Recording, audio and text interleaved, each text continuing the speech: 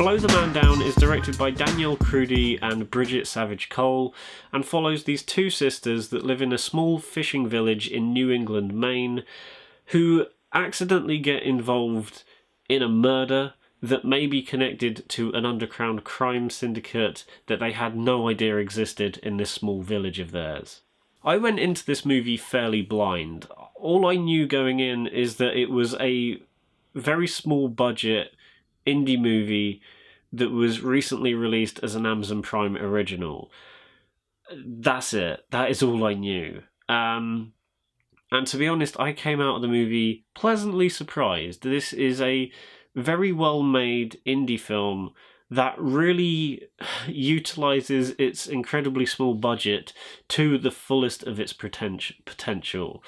If you want to know how to make a small indie film and do it right while making it not look as cheap as it is, this is one of the best examples you can probably watch.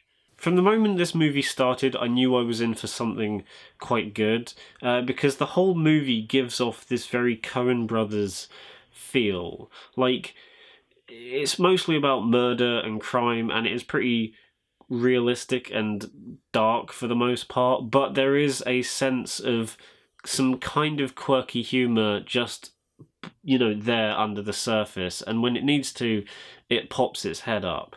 And that whole aspect of the movie I really liked. It felt a bit like a Coen Brothers movie, specifically maybe Fargo, but had enough of its own identity to kind of have it stand on its own two legs.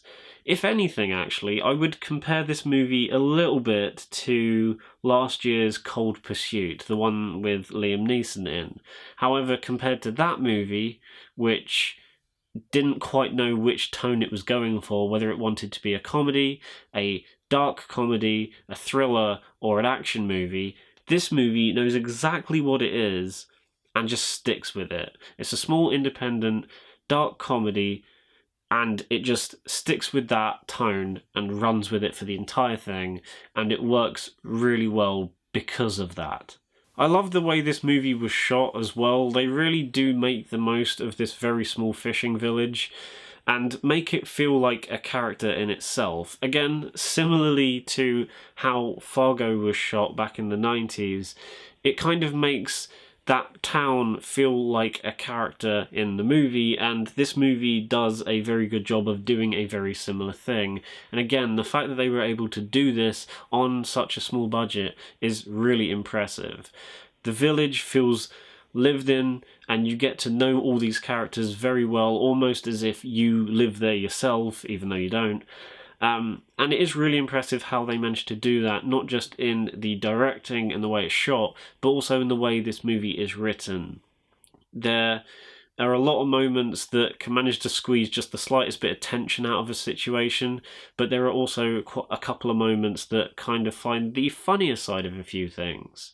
The main two sisters, played by Sophie Lowe and Morgan Saylor, are really good in the movie. I don't really know them from anything else, but they are really good here, and as the main two characters of the movie for the most part, they are really, really good. They work off of each other very well, and they do legitimately look and feel like sisters. Another highlight of the movie for me in terms of performances was also Margot Martindale, who really kind of steals every scene she's in as this hard-edged bed and breakfast owner in the village, and she really does a good job with every scene that she's in.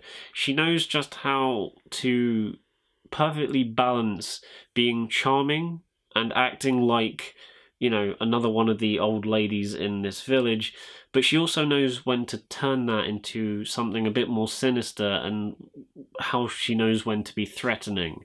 And I really liked that juxtaposition that her character gave off. One minute she can be really nice and, just normal, and within a second she can change to be this threatening businesswoman that you really don't want to screw around with. I also really liked the score for this movie. Some of it is unconventional at times, to an extent, but it all works in setting up a convincing tone and feel for this movie that just kind of feels like its own thing. It's a little bit quirky, it's kind of dark, but there is some emotion at the core of it that, glues it all together.